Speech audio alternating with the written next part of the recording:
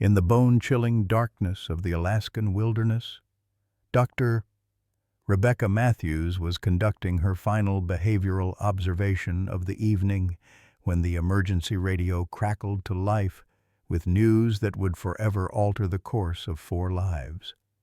3 orphaned bobcat cubs, barely 4 weeks old, had been rescued from an illegal wildlife trafficking operation, their mother dying from injuries sustained during the brutal capture.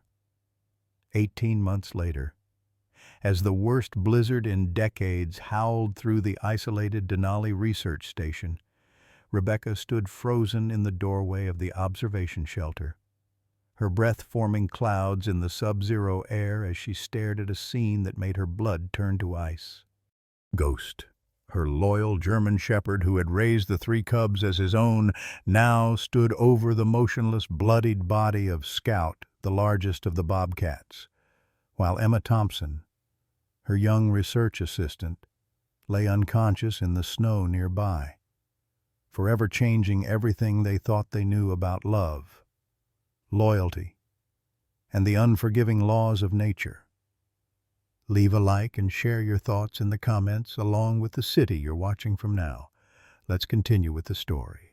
The Denali Research Station sat like a forgotten outpost against the endless white expanse of Alaska's interior, 200 miles from the nearest civilization and accessible only by small aircraft when weather permitted. Built in the 1980s to study Arctic wildlife adaptation, the station housed a maximum of 6 researchers in its weathered wooden buildings, connected by covered walkways that provided minimal protection against the brutal northern winds.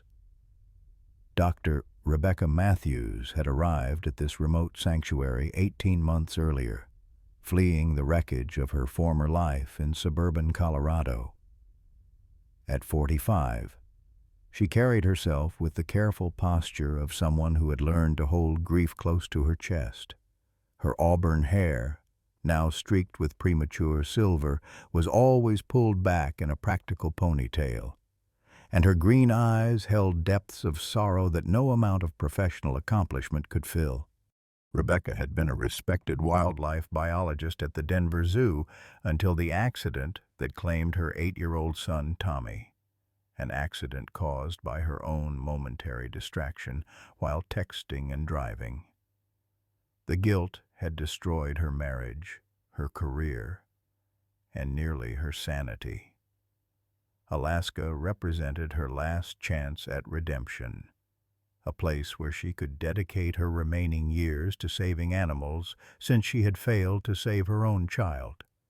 Jake Harrison served as the station's security chief and maintenance coordinator, a role that suited his need for solitude and structure. At 38, the former Army sergeant carried the invisible wounds of Afghanistan in his careful movements and hyper-vigilant scanning of every room he entered. His sandy brown hair was kept military short, and his blue eyes missed nothing, constantly assessing threats that others couldn't see. Jake had lost his entire squad to an IED explosion 2 years earlier, surviving only because he had been 50 yards ahead with his bomb detection dog. The survivor's guilt had made civilian life unbearable until he found refuge in Alaska's isolation. Ghost, Jake's 6-year-old German shepherd, was as much a casualty of war as any human veteran. The intelligent black and tan female had served 3 tours detecting explosives, saving countless lives before witnessing the destruction of Jake's unit. Since then, she had struggled with canine PTSD, exhibiting hypervigilance and protective behaviors that made her unsuitable for civilian life. Only with Jake did she find peace, their shared trauma creating an unbreakable bond between damaged souls seeking healing in the wilderness. The station's routine had been predictably quiet until Emma Thompson arrived for her graduate internship, bringing youth and energy to their isolated world. The morning that changed everything began with the distant drone of a single-engine aircraft cutting through the crisp October air. Rebecca looked up from her field notes as the plane circled the station twice before making a bumpy landing on the gravel airstrip.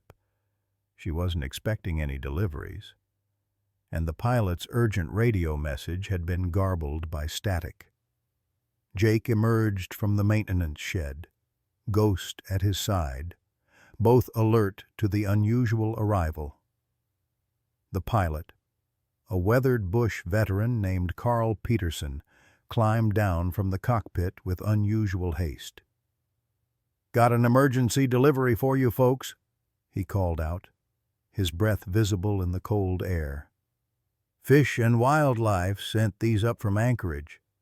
Trafficking bust went bad, real bad." He opened a cargo compartment to reveal a small animal carrier, from which came the faintest of mewing sounds.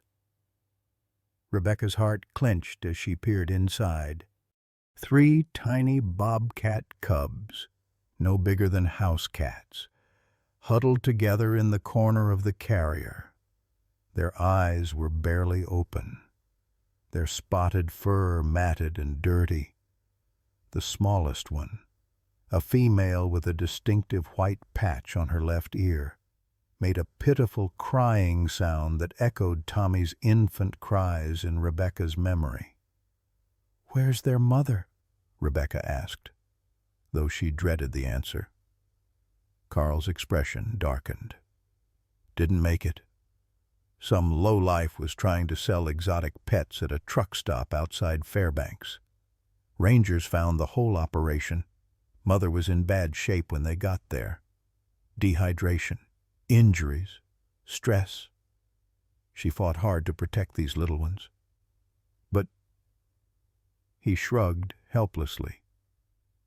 "Doc said she was probably caught in the wild just after giving birth. These babies haven't had proper care in weeks." Jake stepped closer, Ghost sniffing the air cautiously. "How old are they?" "Vet estimates maybe 4 weeks. Problem is they won't eat. Nothing.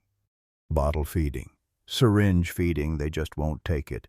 Been 3 days now since the rescue, and they're fading fast. You're their last shot before."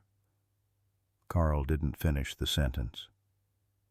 Emma Thompson emerged from the research lab, drawn by the commotion. At 23. She possessed the idealistic enthusiasm that Rebecca remembered having at that age, before life taught her that good intentions weren't always enough. Emma's dark hair was pulled into a messy bun, and her brown eyes widened with concern as she saw the cubs. "Oh my God, they're so tiny," Emma whispered, kneeling beside the carrier. "What happened to them?" As Carl explained the situation again, Rebecca felt the familiar weight of responsibility settling on her shoulders. These cubs were orphans, just as Tommy would have been if she had been the one to die in that car accident. The parallel was too painful and too obvious to ignore. "We'll take them," she said firmly, surprising everyone, including herself. Jake frowned. "Rebecca, we're not equipped for this kind of wildlife rehabilitation. We study animal behavior. We don't run a nursery." "They'll die if we don't try," Rebecca countered, her voice carrying an edge that brooked no argument. "I won't let that happen. Not again." The next 72 hours became a blur of sleepless nights and desperate attempts to keep the cubs alive. Rebecca tried everything in her veterinary training specialized formula, different bottle types, warming techniques, even playing recordings of bobcat maternal calls. Nothing worked. The cubs grew weaker by the hour, their tiny bodies becoming increasingly listless. By the 3rd day, Rebecca sat in her office with her head in her hands, surrounded by research papers on wildlife rehabilitation that offered no solutions, The cubs lay in their heated enclosure, barely moving, their breathing shallow. She had failed again. Just as she had failed Tommy? Emma knocked softly before entering. "Dr. Matthews, I've been thinking." She hesitated, as if unsure whether to voice her idea. "What is it?" "Emma, what about Ghost? I mean, I know it sounds crazy, but she's a female, and she's been restless since the cubs arrived. She keeps pacing near their enclosure, whining. It's like she knows they need help." Rebecca looked up sharply. "Emma, Ghost is a dog. These are wild animals. I know, but I've read about interspecies adoptions in emergency situations. And Ghost, well, she's different. Jake told me she lost a litter of puppies to pneumonia just before coming here. She's been grieving. And maybe—" Emma's voice trailed off. The idea was unprecedented, potentially dangerous, and probably foolish. But as Rebecca listened to the increasingly faint cries from the cubs' enclosure, she realized that conventional wisdom had already failed them. Sometimes, in the darkest moments, the most unlikely solutions were the only ones left to try. "Get Ghost," Rebecca said finally. "But we do this carefully, very carefully." 3 months had passed since Ghost first accepted the Bobcat cubs as her own, and the transformation had been nothing short of miraculous. What began as a desperate experiment had evolved into something that challenged everything Rebecca thought she knew about animal behavior and maternal instincts. The cubs, now named Scout, Patch, and Rascal by Emma, had not only survived, but thrived under Ghost's devoted care. Scout, the largest of the three, had grown into a magnificent young bobcat with distinctive ear tufts and powerful hindquarters. His coat displayed the classic spotted pattern of his species. But there was something different about his build, broader shoulders, longer legs, and a more pronounced facial structure that set him apart from his siblings. Patch, the female with the white ear marking, remained the smallest but showed the quickest reflexes and most curious nature. Rascal, the middle-sized male, had developed into the most playful of the trio, often initiating games that the others would join. Ghost had adapted to her surrogate motherhood with remarkable dedication. The German Shepherd would groom each cub individually, recognizing their different personalities and needs.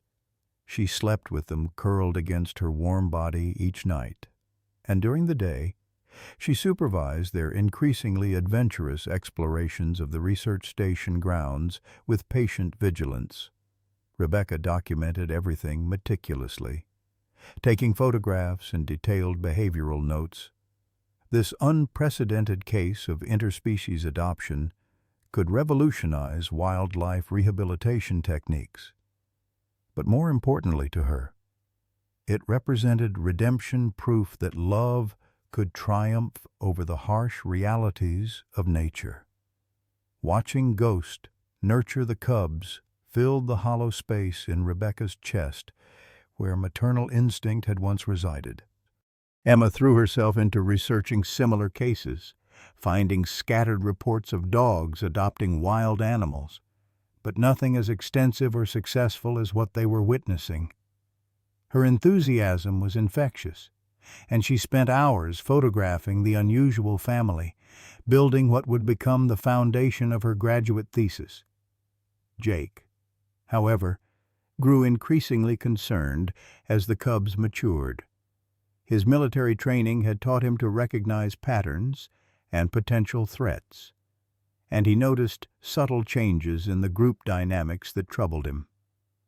Ghost's behavior had shifted from simple nurturing to something more complex, a hypervigilance that reminded him of her wartime alertness. She positioned herself strategically when the cubs played, always maintaining clear sight lines and escape routes.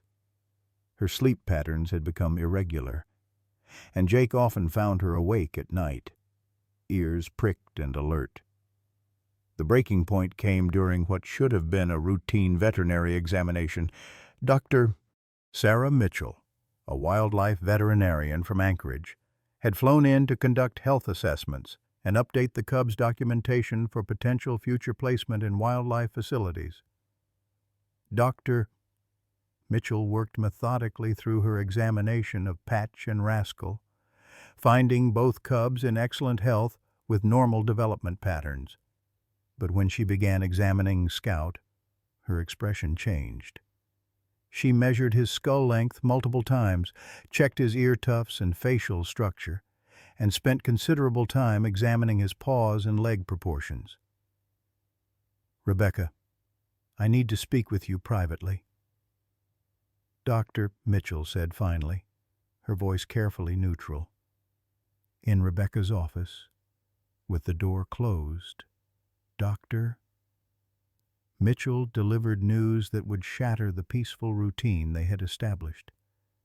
"Scout isn't a pure bobcat," she said quietly, "based on his morphological characteristics. I believe he's a bobcat-lynx hybrid. It's extremely rare, but it happens occasionally in the wild where their ranges overlap." Rebecca felt her blood pressure spike. "What does that mean for him?" "Hybrids can be unpredictable. They're often larger and stronger than pure bobcats, with enhanced predatory instincts. As Scout matures sexually, which will happen within the next few months, his behavior could become increasingly aggressive and territorial. He may see the other cubs, or even Ghost, as competition rather than family." The implications hit Rebecca like a physical blow. "Are you saying he's dangerous?" "I'm saying he could become dangerous. These hybrids have been known to attack their own siblings in captivity. In the wild, they're usually solitary by this age, but Scout has been conditioned to live in a group. That artificial social structure could trigger unpredictable behaviors." Rebecca's mind raced. Separating Scout from Ghost and his siblings would be traumatic for all of them.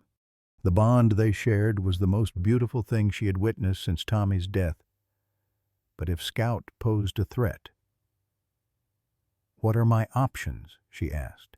"Immediate placement in a specialized facility equipped to handle potentially dangerous hybrids. Or—" Dr. Mitchell paused. "Euthanasia might be the most humane option if placement isn't available." "No." The word came out sharper than Rebecca intended. "I won't kill him. He's not dangerous. He's just different. Look at how gentle he is with Patch and Rascal, how he responds to Ghost's guidance." Dr. Mitchell's expression was sympathetic but firm. "Rebecca, I've seen what these hybrids can do when their instincts take over. The love and care you've provided won't override millions of years of evolutionary programming." After Dr. Mitchell left, Rebecca faced an impossible decision. She could report Scout's hybrid nature and risk having him removed or euthanized, or she could hide the information and hope that love and proper care would be enough to manage whatever challenges lay ahead. That evening, as she watched Ghost groom Scout with the same gentle attention she gave the other cubs, Rebecca made her choice. She would not separate this family. She would not be responsible for another death, another loss of innocence. In her official reports, she documented Scout as a pure bobcat with slightly unusual markings. The falsification of scientific data went against everything Rebecca had been trained to believe in. But her heart overruled her professional ethics. She convinced herself that she was protecting not just Scout, but the entire family unit that had become her surrogate for the one she had lost. She never noticed Jake standing in the shadows outside her office window, reading over her shoulder as she typed the false report, his expression grave with understanding and growing concern. The months that followed Dr. Mitchell's visit brought subtle but troubling changes to the dynamics at Denali Research Station. As autumn deepened into the harsh Alaskan winter, the cubs continued to grow at an alarming rate, with Scout outpacing his siblings in both size and increasingly dominant behavior. What had once been playful roughhousing between the three young bobcats gradually shifted into something more serious, with Scout asserting his authority through pinning behaviors and resource guarding that made Ghost increasingly anxious. Rebecca threw herself into her research with obsessive dedication, documenting every interaction and behavioral change while steadfastly maintaining that Scout's development was within normal parameters. Her field notes became exercises in creative interpretation, describing Scout's mounting aggression as natural leadership tendencies, and his possessive behavior around food as healthy competitive instincts. She spent hours justifying each observation, building a case that existed more in her desperate hope than in scientific reality. The first serious incident occurred on a crystalline December morning when the temperature had dropped to minus 30 degrees Fahrenheit. Emma was conducting her routine behavioral observations when Scout, now weighing nearly 40 pounds and standing significantly taller than his siblings, cornered Rascal near the feeding station. What began as typical sibling competition escalated when Scout grabbed Rascal by the throat and refused to release him despite the smaller bobcat's increasingly frantic struggles. Ghost intervened immediately, positioning herself between the two males with a low, warning growl that Rebecca had never heard from the normally gentle dog. The sound sent chills down Emma's spine. It was the voice of a predator, not a pet. Scout released Rascal but maintained his aggressive posture, staring directly into Ghost's eyes in a challenge that went against every natural instinct that should have governed their relationship. "Did you see that?" Emma asked Rebecca breathlessly as they reviewed the footage later. Scout wasn't backing down from Ghost.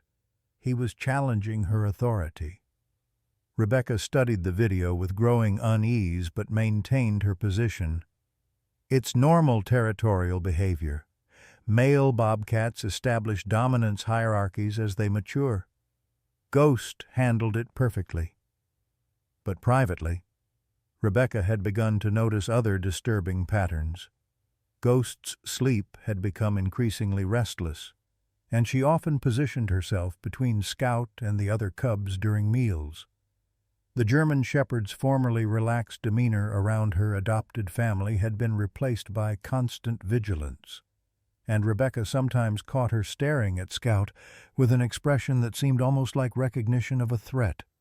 Jake's concerns had been growing steadily since he witnessed Rebecca falsifying Scout's medical records. His military experience had taught him to trust his instincts, and every alarm bell in his tactical mind was ringing warnings about the increasingly dangerous dynamics he observed. Ghost's behavior reminded him too much of how she had acted in Afghanistan when she detected explosives, hyper-alert, protective, and preparing for danger that others couldn't yet see. One evening in late December, Jake approached Rebecca in her office where she was working late, poring over behavioral analysis charts that seemed designed more to support her predetermined conclusions than to document objective reality. "We need to talk about Scout," Jake said without preamble. Settling into the chair across from her desk, Rebecca didn't look up from her work. "Scout is developing normally for a male bobcat approaching sexual maturity. Everything is within expected parameters." "Rebecca, Ghost hasn't slept through the night in 2 weeks. She's exhibiting the same protective behaviors she showed in combat zones." That dog has never been wrong about detecting danger. She's being overprotective. It's natural for a surrogate mother to be concerned about changes in her offspring's behavior. Rebecca's voice carried a defensive edge that Jake recognized as the tone of someone protecting a lie. Jake leaned forward, his expression serious. I know what you wrote in Scout's medical evaluation. I also know what Dr. Mitchell really told you about his hybrid nature. Rebecca's pen stopped moving across the page, but she still didn't meet his eyes. I don't know what you're talking about. I was outside your office window that night. I saw you falsify the documentation. You know Scout is part lynx, and you know what that means for his behavioral development.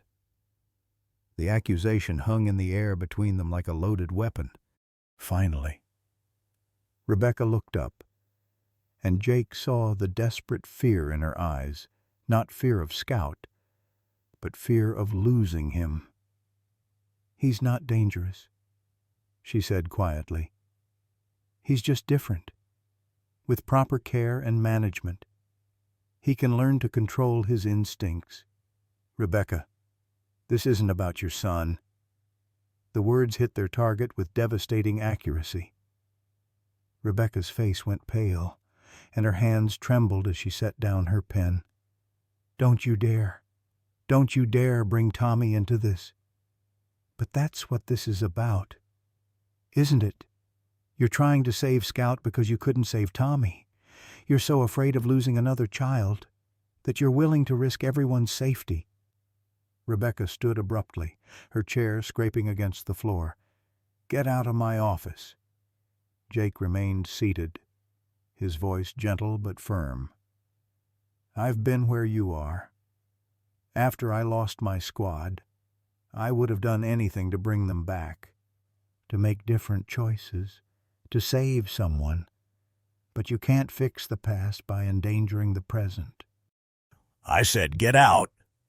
The confrontation left both of them shaken, but it also crystallized the lines that were being drawn within their small community. Emma, caught between her mentor's expertise and her growing observations of Scout's concerning behavior, found herself increasingly aligned with Jake's assessment. The young graduate student had begun documenting Scout's interactions more carefully, noting the calculating intelligence behind his amber eyes that seemed to assess every situation for advantage. The weather reports that began arriving in January brought news of an unprecedented winter storm system building in the Gulf of Alaska. Meteorologists predicted the worst blizzard conditions in over a decade, with winds exceeding 80 miles per hour and temperatures dropping to -50 degrees Fahrenheit. The storm was expected to last 3 to 4 days and would completely cut off the research station from any outside communication or emergency assistance. As the storm approached, the already tense atmosphere at the station became charged with additional anxiety. Supply deliveries were suspended, leaving them dependent on their stored resources. The backup generator would be crucial if the main power lines failed, and Jake conducted thorough maintenance checks while Emma helped Rebecca secure the outdoor animal enclosures. Scout's behavior became increasingly erratic as the barometric pressure dropped and the first bands of the storm system moved in. He paced restlessly around the enclosure, his pupils dilated, and his movements sharp with predatory focus. Ghost shadowed his every move, no longer attempting to provide maternal comfort, but clearly positioning herself as a guardian against potential threat. The breaking point came on the evening before the storm was expected to reach full intensity. Emma was conducting what she thought would be her final behavioral observation session when Scout, without warning, launched himself at Patch during what had appeared to be normal grooming behavior. His attack was swift and vicious, his powerful jaws clamping down on his sister's neck with lethal intent. Ghost's response was immediate and devastating. She threw herself into the fray with the trained precision of a military working dog, targeting Scout's vulnerable points and forcing him to release Patch. The fight that followed was brief but intense, ending only when Scout, bloodied and shaken, retreated to the far corner of the enclosure. Patch survived, but her injuries were serious puncture wounds to her neck that barely missed her carotid artery, and deep scratches along her flanks that would require immediate veterinary attention. As Emma worked to clean and bandage the wounds with supplies from their limited medical kit, Rebecca stood frozen in shock, finally confronting the undeniable evidence of Scout's potential lethality. "We have to separate them," Emma said firmly, her hands still bloody from treating Patch's injuries. "Scout could have killed her. He would have killed her if Ghost hadn't intervened." Jake, who had arrived at the sound of the commotion, surveyed the scene with the tactical assessment that had kept him alive in combat. "We need to contain Scout immediately. He's not safe around the others anymore." Rebecca looked at Scout, huddled in the corner with his amber eyes reflecting the harsh fluorescent lights. Even now, bleeding and defeated, he maintained the calculating stare that had replaced the playful curiosity of his youth. She saw Tommy, in his eyes not the living child, but the moment of impact when she realized her distraction had cost him his life. "I can't," she whispered. "I can't lose him too."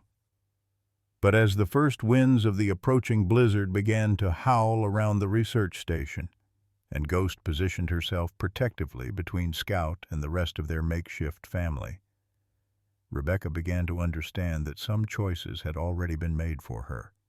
The blizzard struck Denali Research Station with the fury of nature unleashed, transforming their isolated outpost into a prison of ice and howling wind.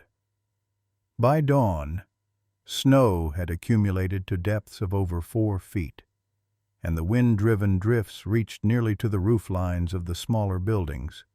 The main power grid failed within the first 6 hours, leaving them dependent on the backup generator that Jake had worked frantically to winterize before the storm's arrival. Inside the main research facility, tensions had reached a breaking point that mirrored the violence of the weather outside. Scout had been moved to a reinforced containment area in the basement, a former storage room that Jake had hastily converted into a makeshift holding cell using heavy-gauge wire mesh and reinforced locks. The young Bobcat Lynx hybrid paced incessantly within the confined space, his amber eyes reflecting an intelligence that seemed to calculate every weakness in his imprisonment. Rebecca sat vigil outside Scout's enclosure, refusing to leave despite Jake's repeated attempts to convince her to get some rest. She had barely slept since the attack on Patch, and her appearance reflected the toll of her emotional turmoil. Her auburn hair hung in unwashed strands around her pale face, and her green eyes held the hollow look of someone confronting the collapse of everything she had built her hopes upon. "He's scared," she murmured to Jake during one of his security checks. "Look at him, he's just a frightened animal in an unfamiliar environment. The storm has everyone on edge." Jake studied Scout's methodical pacing, noting the deliberate way the hybrid tested each section of the mesh barrier, searching for weaknesses with systematic patience. "That's not fear, Rebecca. That's predatory assessment. He's looking for escape routes and calculating his next move." Emma appeared at the top of the basement stairs, carrying a thermos of coffee and wearing the exhausted expression of someone who had spent the night tending to Patch's injuries. The smaller Bobcat was recovering well physically, but she had become withdrawn and skittish, refusing to move far from Ghost's protective presence. "How's Patch doing?" Rebecca asked, accepting the coffee gratefully. "Better. The puncture wounds are clean and starting to heal, but she won't eat unless Ghost is right beside her. and she flinches every time she hears Scout moving around down here." Emma's voice carried a note of accusation that she couldn't quite suppress. "She's traumatized. Dr. Matthews, her own brother tried to kill her." The word brother hung in the air like an indictment. Rebecca had spent months referring to the 3 cubs as siblings, building a narrative of family unity that Scout's attack had brutally shattered. Now the biological reality could no longer be denied. These were predators, not pets. And Scout's hybrid nature made him something even more dangerous than his wild cousins. Above them, the storm continued its assault on the station's infrastructure. The communication equipment had been the first casualty, leaving them completely cut off from the outside world. The heating system struggled against the sub-zero temperatures, and ice had begun forming on the interior walls of the less insulated buildings. Jake's military experience had taught him to prepare for worst-case scenarios. But even he was concerned about their ability to maintain life support systems if the generator failed. As the second day of the storm progressed, Scout's behavior became increasingly erratic. He had refused all food since being confined, and his pacing had evolved into something more purposeful, a rhythmic patrol that suggested he was mapping every inch of his prison. Occasionally, he would stop and stare directly at whoever was observing him, his eyes holding an intelligence that seemed almost human in its calculating malevolence. "I think we should discuss contingency plans," Jake said during an emergency meeting in Rebecca's office. The wind outside howled like a living thing, rattling the windows and making conversation difficult. "If the generator fails, we'll have maybe 6 hours before the temperature inside drops to dangerous levels." Emma pulled her jacket tighter around her shoulders. Even with the heating system running, the office felt uncomfortably cold. "What about Scout? We can't just leave him down there if we have to evacuate to the emergency shelter." Rebecca's jaw tightened. "We're not abandoning him. I won't leave any of them behind." "Rebecca, we might not have a choice," Jake said quietly. "The emergency shelter can sustain 4 people and Ghost for maybe 48 hours. We can't bring 3 Bobcats into a space that small. It would be suicide. Then we make the space work. We adapt. We find a solution that doesn't involve abandoning members of our family." Jake exchanged glances with Emma, both of them recognizing the dangerous territory Rebecca was entering. Her attachment to the Bobcats, particularly Scout, had moved beyond professional dedication into something that threatened all of their safety. The crisis point arrived near midnight on the second day when the generator's fuel pump began showing signs of failure. Jake had been monitoring the system carefully, knowing that their survival depended on maintaining power for heat and ventilation. The pump's irregular rhythm suggested they had perhaps 12 hours before complete failure, and the storm showed no signs of abating. As Jake worked desperately to repair the fuel pump in the generator building's bitter cold, a new crisis was developing inside the main facility. Scout had somehow managed to damage the wire mesh barrier of his enclosure, creating a gap just large enough to squeeze through if he could continue his methodical work. The sound of his efforts, a rhythmic scraping and pulling, had been masked by the storm's constant noise. Emma discovered the breach during her midnight check on the animals. She found Scout halfway through the opening he had created, his powerful shoulders wedged in the gap as he struggled to force his way to freedom. For a moment, their eyes met through the damaged mesh, and Emma saw something in Scout's gaze that made her blood freeze, not the panic of a trapped animal, but the cold calculation of a predator who had found his opportunity. "Dr. Matthews," Emma's scream carried through the building despite the storm's roar. "Scouts getting out!" Rebecca arrived within seconds, followed closely by Ghost, who took one look at the situation and began barking with an intensity that spoke of genuine alarm. The German shepherd's hackles were raised, and she positioned herself between Scout and the stairs leading to the upper level where Patch and Rascal were housed.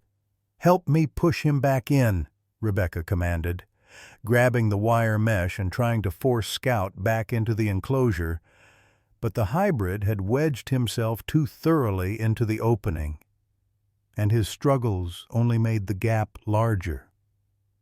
Emma hesitated, remembering Scout's attack on Patch and the calculating intelligence in his eyes. "Dr. Matthews, maybe we should let Jake handle this. He has experience with dangerous situations." "I'm not letting Jake hurt Scout." Rebecca's voice carried a note of hysteria that Emma had never heard before. "Help me get him back inside." But as Rebecca reached toward Scout to try to push him back through the opening, the hybrid's response was swift and vicious. His jaws snapped closed on her forearm with bone-crushing force, drawing blood through her heavy jacket and eliciting a scream of pain and betrayal that seemed to shake the building more than the storm outside. Ghost's attack on Scout was immediate and targeted. The German Shepherd had been trained for combat, and her response carried all the lethal efficiency of her military background. She seized Scout by the throat, applying pressure with surgical precision enough to force him to release Rebecca, but not enough to kill him immediately. The battle that followed was brief, but devastating. Scout, despite his youth, fought with the enhanced strength and aggression of his lynx heritage. But Ghost had experience and training that no wild animal could match. When the confrontation ended, Scout lay motionless in the wreckage of his enclosure, blood pooling beneath his magnificent spotted coat. Rebecca knelt beside Scout's body, her injured arm forgotten as she cradled his head in her lap. The hybrid's amber eyes, which had held such calculating intelligence in life, now stared sightlessly at the basement ceiling. For the second time in her life, Rebecca held a child's lifeless form and felt the crushing weight of her own failure to protect him. Emma stood frozen, understanding that they had crossed a line from which there could be no return. Ghost sat beside Rebecca, panting heavily from her exertions but showing no remorse for her actions. The German Shepherd had done what millions of years of evolution and months of military training had prepared her to do. She had eliminated a threat to her pack. Outside, the blizzard continued its assault, but inside the research station, a different kind of storm had reached its devastating conclusion. The aftermath of Scout's death descended upon the research station like a second, more devastating storm. Rebecca remained on the basement floor for what felt like hours, cradling Scout's lifeless body, while her blood seeped through the torn fabric of her jacket from the deep puncture wounds on her forearm. The physical pain was nothing compared to the emotional devastation that crashed over her in waves, the familiar, crushing weight of loss that she had spent 18 months trying to escape. Emma stood paralyzed at the foot of the stairs, her mind struggling to process what she had witnessed. The violent confrontation between Ghost and Scout had lasted less than 2 minutes, but it had shattered every assumption she had held about the interspecies family they had created. The academic theories about animal behavior and rehabilitation that had filled her textbooks seemed utterly inadequate in the face of the primal violence she had just observed. Jake's return from the generator building brought a harsh assessment of their deteriorating situation. The fuel pump repair had been temporarily successful, but they were now running on borrowed time. More critically, The storm's intensity had increased rather than diminished, with wind gusts exceeding 90 miles per hour and snow accumulation that had completely buried the lower windows of the station buildings. "What the hell happened here?" Jake demanded as he took in the scene, Rebecca covered in blood, Scout's motionless form, and Ghost sitting vigilantly beside them both, with her muzzle still stained crimson. Emma found her voice, though it emerged as barely more than a whisper. "Scout broke out of his enclosure. He attacked Dr. Matthews when she tried to push him back inside. Ghost." She gestured helplessly at the aftermath. Jake knelt beside Rebecca, carefully examining her wounded arm while maintaining awareness of Ghost's protective posture. The German shepherd's eyes held the same alert intensity he remembered from their combat deployments, the look of a soldier who had completed a necessary but regrettable mission. "We need to get this cleaned and bandaged," Jake said, gently touching Rebecca's shoulder. "These puncture wounds could become infected if we don't treat them properly." Rebecca looked up at him with eyes that seemed to have aged years in the past few hours. "I failed him," she whispered. "Just like I failed Tommy. I couldn't save either of them. Rebecca, Scout made his choice when he attacked you. Ghost did what she had to do to protect you, to protect all of us." Jake's voice carried the weight of someone who had been forced to make similar life-and-death decisions. "This isn't your fault." But Rebecca's grief had evolved beyond rational assessment. She saw Tommy's face in Scout's lifeless features, felt the same crushing responsibility that had destroyed her marriage and driven her to the isolated wilderness of Alaska. The false hope of redemption that the Bobcat cubs had represented was now revealed as another cruel illusion, another failure of her ability to nurture and protect. Emma helped Jake move Rebecca upstairs to the medical station, where they worked together to clean and dress her wounds. The puncture marks were deep, but had missed major arteries, though they would require monitoring for signs of infection. More concerning was Rebecca's psychological state. She had retreated into a shell of grief and self-recrimination that made her unresponsive to their attempts at comfort or conversation.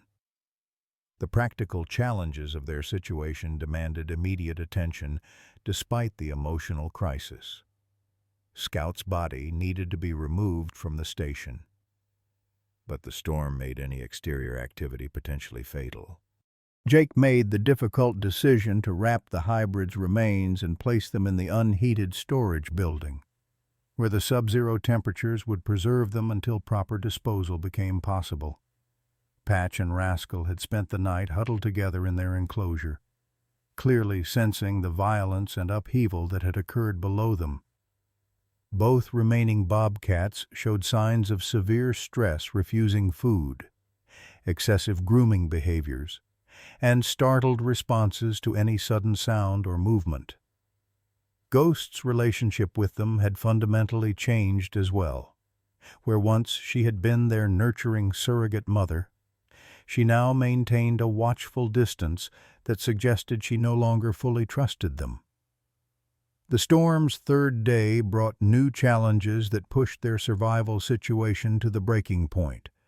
The generator's fuel reserves had dropped to critical levels, and Jake's calculations indicated they had perhaps 12 hours of power remaining. The backup heating systems were failing one by one, and ice had begun forming inside the building as exterior temperatures dropped to minus 47 degrees Fahrenheit. "We need to make some hard decisions," Jake announced during what he grimly suspected might be their final group meeting. "We have enough fuel to run the generator for maybe 10 more hours. After that, we're looking at hypothermia and death within 6 to 8 hours. Emma wrapped herself in every available blanket but still shivered uncontrollably. What about the emergency shelter? It's designed for 4 people maximum, and that's with minimal activity and shared body heat. We might be able to make it work for 72 hours if the storm breaks by then. Jake paused, looking at Rebecca's hollow expression. But we can't bring the bobcats. There's simply no room, and we can't risk them attacking in a confined space. Rebecca finally spoke, her voice flat and emotionless. Then we stay here, all of us, together. Rebecca, that's suicide, Emma said. We'll freeze to death when the generator fails. Maybe that's what we deserve. Rebecca's words carried a finality that terrified both Jake and Emma. I've caused nothing but death and suffering. Tommy, Scout, everyone I try to protect ends up dead. Jake recognized the dangerous territory of suicidal ideation from his own darkest moments after losing his squad. He had walked that precipice himself and understood how seductive the promise of ending the pain could become. Rebecca, listen to me. What happened to Tommy was an accident. What happened to Scout was inevitable. His hybrid nature made him dangerous, and Ghost saved your life. Ghost killed my son, Rebecca said quietly, her words hitting the room like physical blows. The accusation was so unexpected, so divorced from reality, that Emma gasped audibly. Jake realized that Rebecca's grief and guilt had progressed beyond rational thinking into dangerous delusion. Ghost saved you from Scout, Jake said carefully. She protected you just like she protected me in Afghanistan. She's not the enemy here. But Rebecca's psychological break was accelerating under the pressure of isolation, cold, and loss. She began talking to Scout as if he were still alive, asking him to forgive her for not protecting him better. She refused to eat or drink, and when Jake attempted to force medical attention for her infected arm wounds, she became combative and accused him of trying to poison her. Emma found herself thrust into the role of mediator between Jake's pragmatic survival instincts and Rebecca's increasingly erratic behavior. The young graduate student had to make rapid decisions about medical care, resource allocation, and the heartbreaking question of what to do with Patch and Rascal if they were forced to abandon the station. The breaking point came when Rebecca, in a moment of complete psychological collapse, attempted to release Patch and Rascal from their enclosure.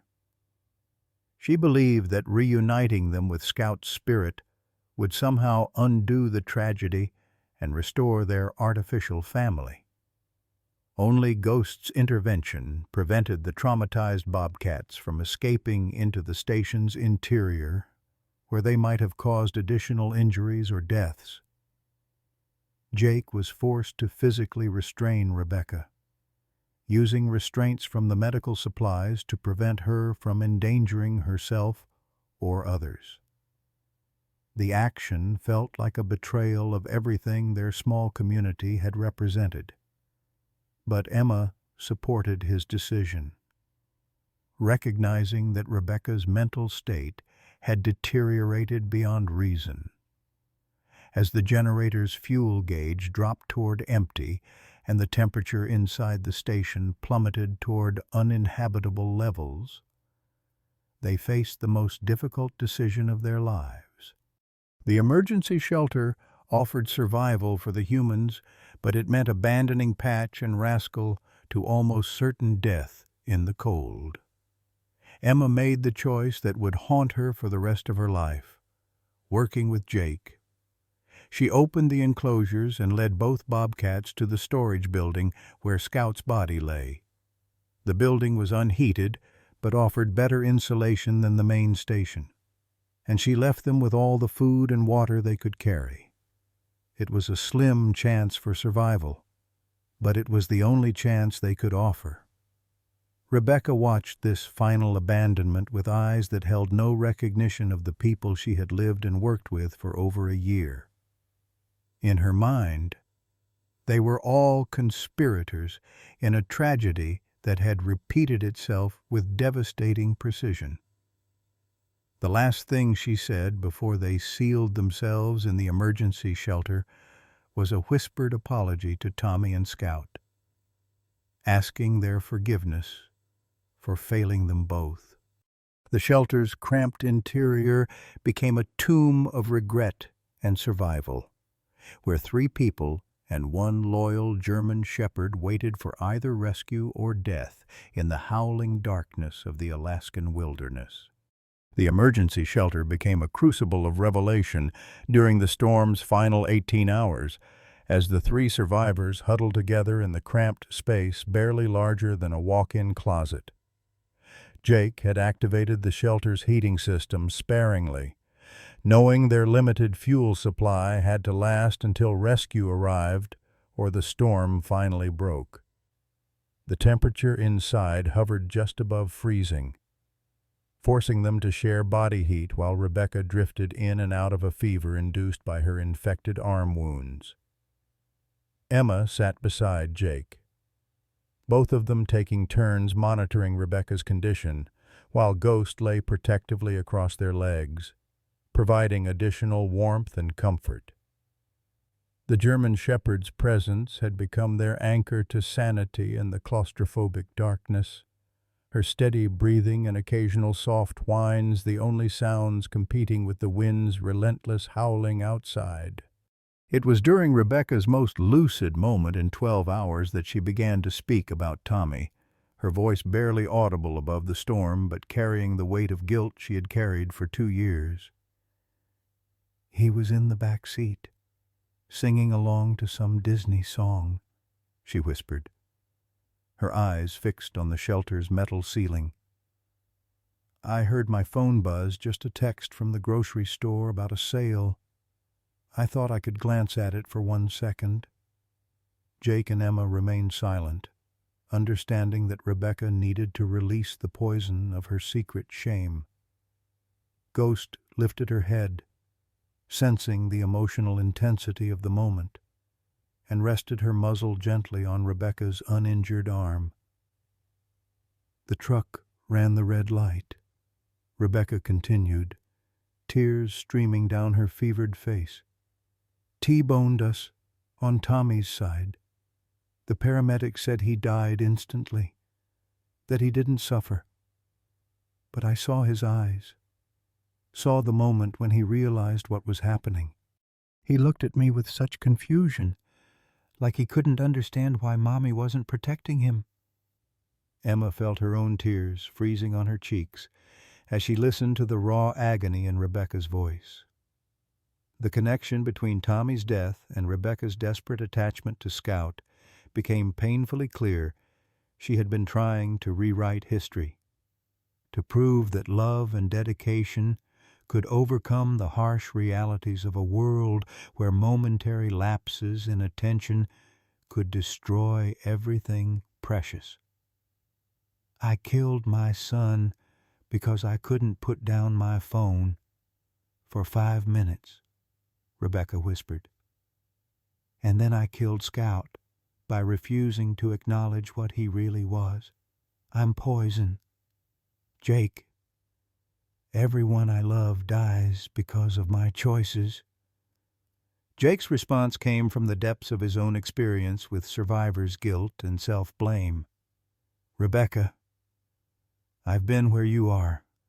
After the IED explosion that killed my squad, I spent months believing I should have detected the danger sooner, should have kept them safer. But guilt doesn't honor the dead, it just destroys the living." The conversation was interrupted by a change in the storm's intensity. The howling wind that had been their constant companion for 3 days began to diminish, and the violent shaking of their shelter gradually subsided. Jake checked his watch. They had been in the emergency shelter for 14 hours. And dawn was approaching.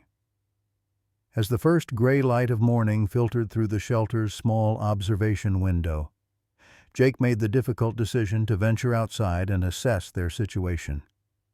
The sight that greeted him was both devastating and hopeful. The research station's main building had suffered significant structural damage, with several sections of roof collapsed under the weight of accumulated snow. But the sky was clearing, and in the distance, he could hear the faint drone of aircraft engines. The rescue helicopter arrived 6 hours later, its crew working methodically to evacuate the survivors and assess the damage to the station. Rebecca was airlifted immediately to Anchorage General Hospital, where doctors treated her infected wounds and placed her under psychiatric observation. Jake and Emma remained at the site long enough to assist with the recovery of equipment and, heartbreakingly, to search for Patch and Rascal. They found both bobcats in the storage building where Emma had left them, huddled together near Scout's wrapped remains. Patch had succumbed to hypothermia during the night.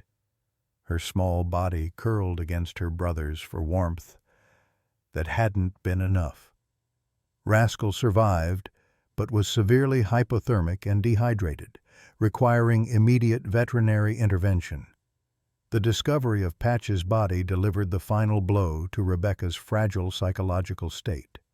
When Jake visited her in the hospital 3 days later, he found her staring out the window with eyes that seemed to see nothing.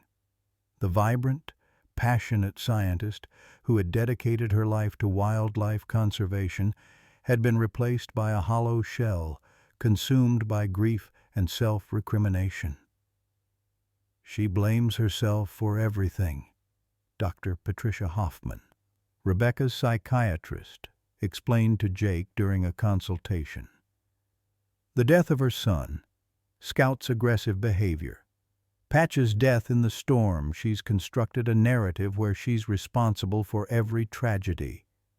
It's a form of magical thinking that gives her the illusion of control over uncontrollable events. Jake understood the psychological mechanism Dr. Hoffman described. He had experienced similar patterns of thought after losing his squad.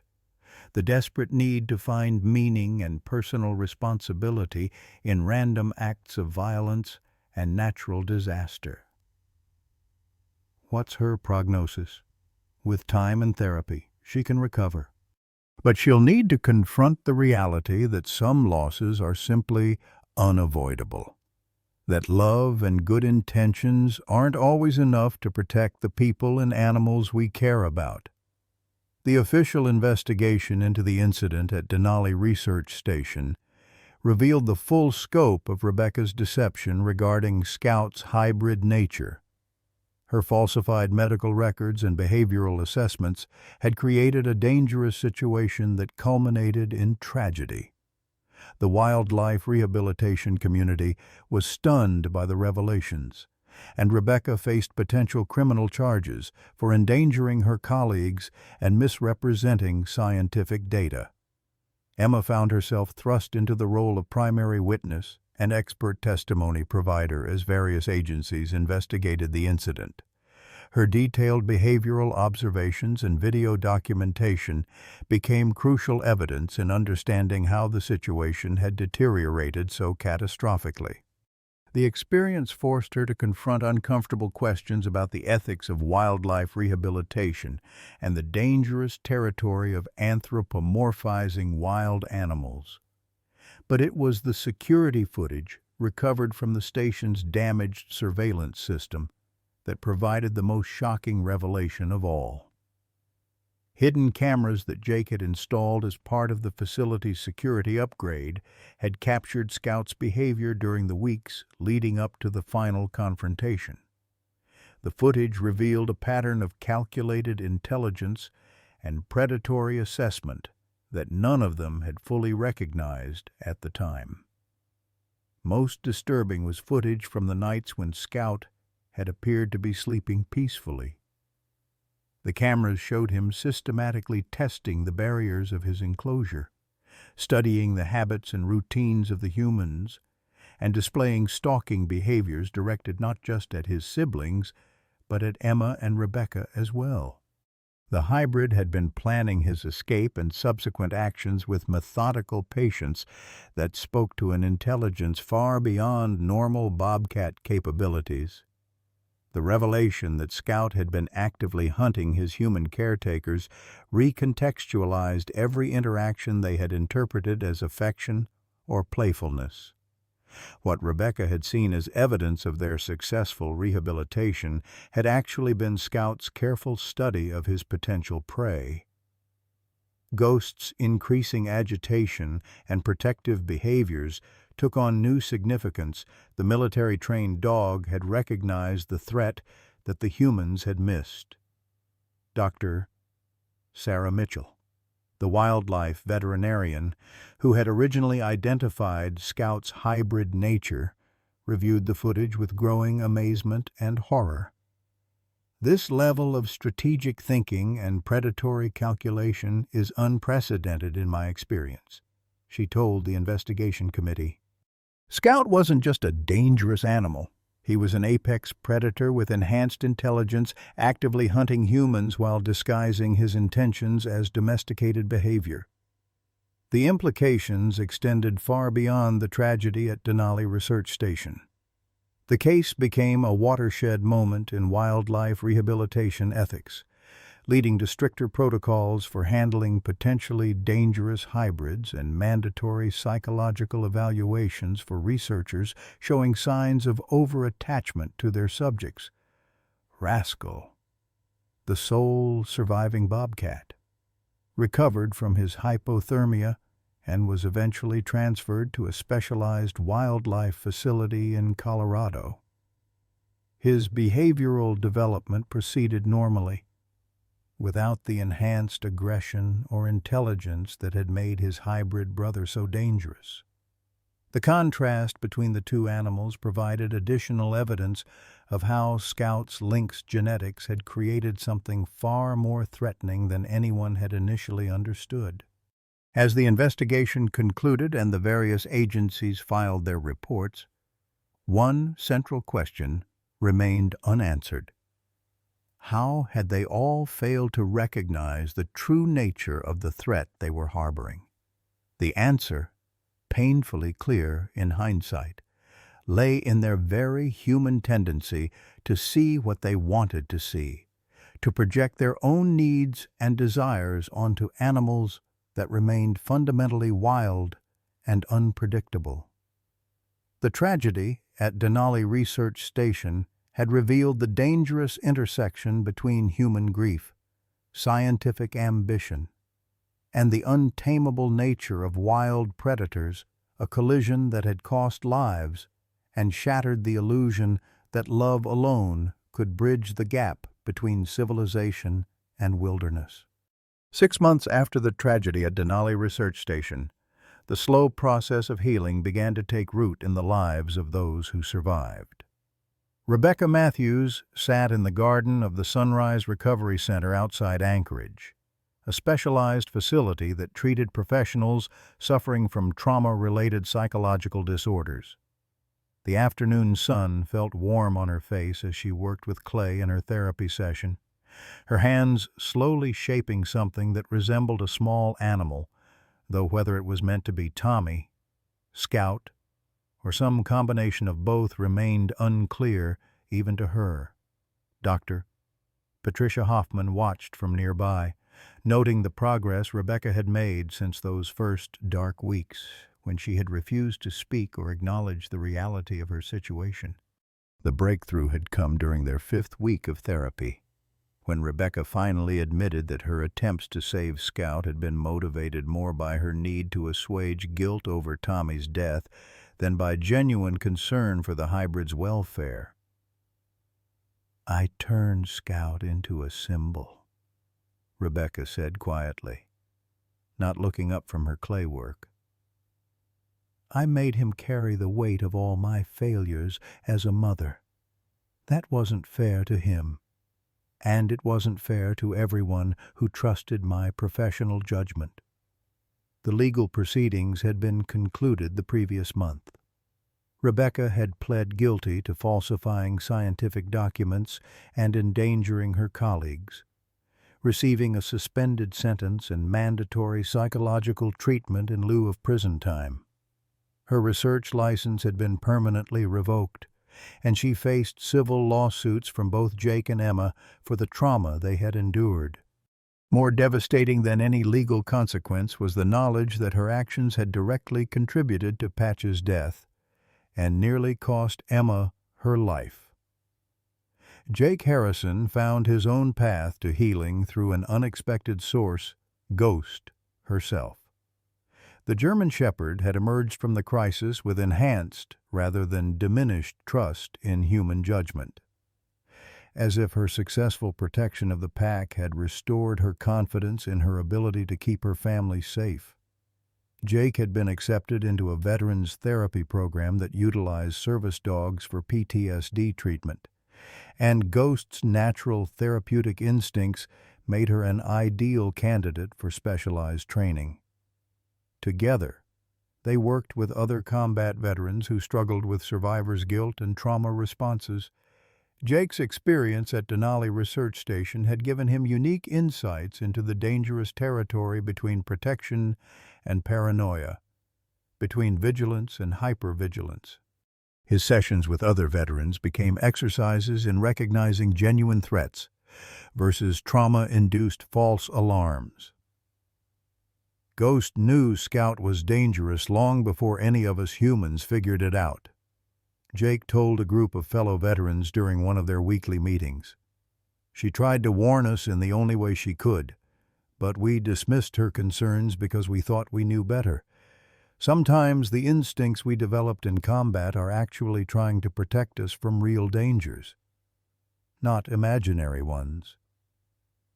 The revelation had been transformative for Jake's understanding of his own PTSD symptoms. Rather than viewing his hypervigilance as a disorder to be suppressed, he learned to channel it productively, becoming a security consultant for remote research facilities where his military experience and hard-won wisdom about reading danger signs could prevent similar tragedies. Emma Thompson's healing journey took her in a completely different direction.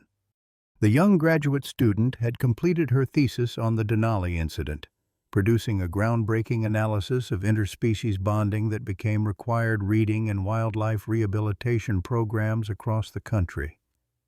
But the academic success felt hollow in the face of what she had witnessed and experienced.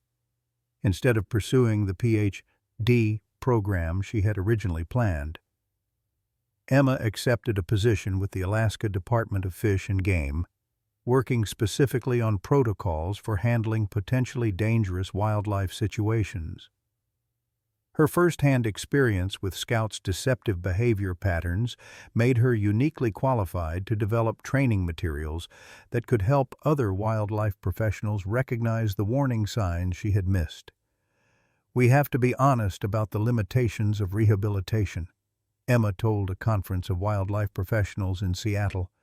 "Love and good intentions aren't enough when we're dealing with apex predators whose instincts have been shaped by millions of years of evolution. Respect for their wild nature has to come before our emotional attachment to them."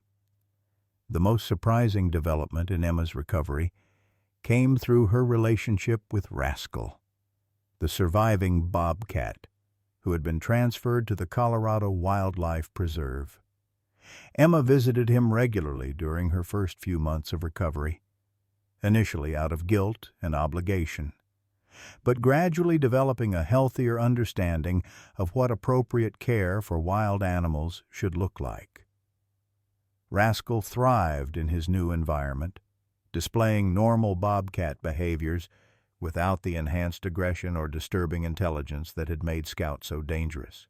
Watching him hunt, play, and eventually form territorial boundaries helped Emma understand the difference between genuine wildlife conservation and the anthropomorphic projection that had led to disaster at Denali. "Rascal doesn't need me to be his mother," Emma realized during one of her therapy sessions. "He needs me to respect his wildness and provide appropriate care that acknowledges what he really is, not what I want him to be." The broader impact of the Denali Research Station incident extended far beyond the 3 human survivors.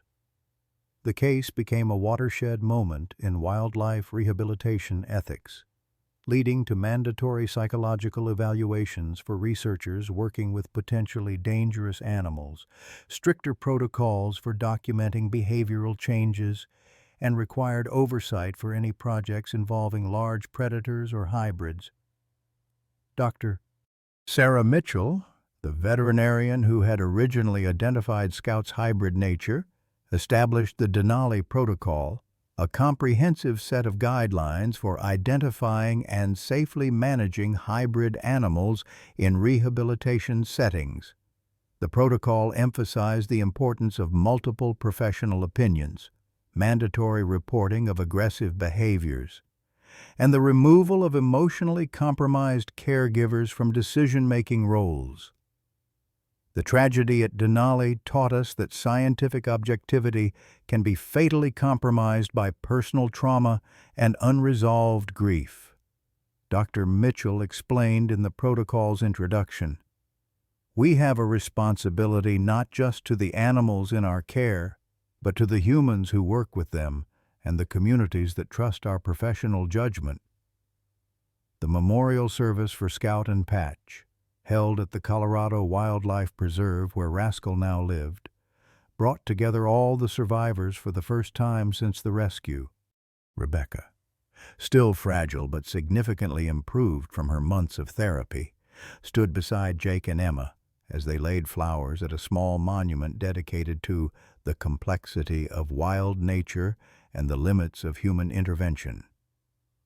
Ghost, now wearing the distinctive vest of a certified therapy dog, remained close to Jake but showed no signs of distress or aggression around the memorial or the other attendees. Her transformation from traumatized war dog to healing companion represented one of the few unqualified successes to emerge from the tragedy. "I think Ghost understood something we didn't," Rebecca said quietly, as they watched Rascal lounging in the sun across his enclosure, displaying the relaxed confidence of a well-adjusted wild animal. She knew that sometimes protection means making hard choices, even when those choices break your heart. Jake nodded, remembering the moment when Ghost had made her impossible decision between Scout and Emma. In Afghanistan, we called it tactical empathy, the ability to care deeply about your mission and your people while still making objective decisions about threats and priorities. Ghost had it. We didn't.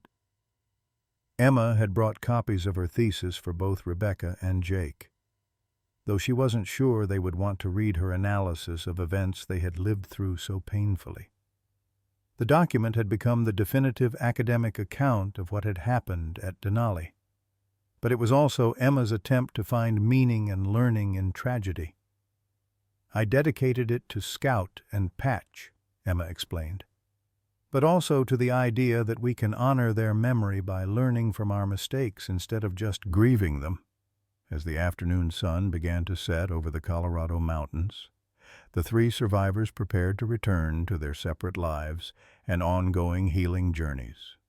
They had been forever changed by their experience at Denali Research Station, but they had also discovered reserves of resilience and wisdom that might never have emerged under easier circumstances.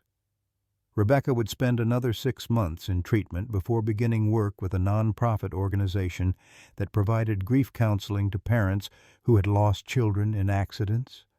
Her personal experience with guilt and recovery, combined with her scientific background, made her uniquely qualified to help others navigate similar devastation.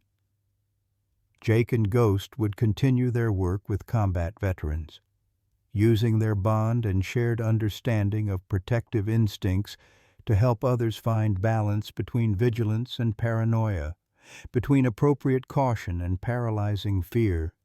Emma would become one of the leading voices in ethical wildlife rehabilitation, using her hard-won wisdom to prevent similar tragedies, while still advocating for the conservation and care of wild animals who needed human intervention to survive. The unthinkable had happened, not that a dog had raised bobcat cubs, but that love itself had demanded the most painful sacrifices imaginable. In learning to accept that terrible truth, they had found the beginning of genuine healing and hope. In the twilight years of our lives, we come to understand that love is not always gentle, and protection sometimes demands choices that shatter our hearts into 1,000 pieces. The story of Rebecca, Jake, Emma, and Ghost reminds us that our deepest wounds often become the source of our greatest wisdom. Like many of us who have buried children, lost spouses, or watched our dreams crumble beneath the weight of unforgiving circumstances, these survivors learned that healing doesn't mean forgetting, it means transforming pain into purpose. Rebecca's guilt over Tommy's death nearly destroyed her, just as our own regrets can consume us if we let them. But in accepting that some losses cannot be undone, she found the strength to help others navigate similar darkness. Jake discovered that his wartime vigilance, rather than being a burden to overcome, could become a gift to fellow veterans seeking peace. Emma learned that true love sometimes means letting go, even when holding on feels like the only way to honor what we've lost. Ghost, the wisest of them all, showed us that the most profound acts of protection require the courage to make impossible choices. In our later years, may we find the grace to transform our deepest sorrows into sources of healing for others who walk similar paths of loss and redemption.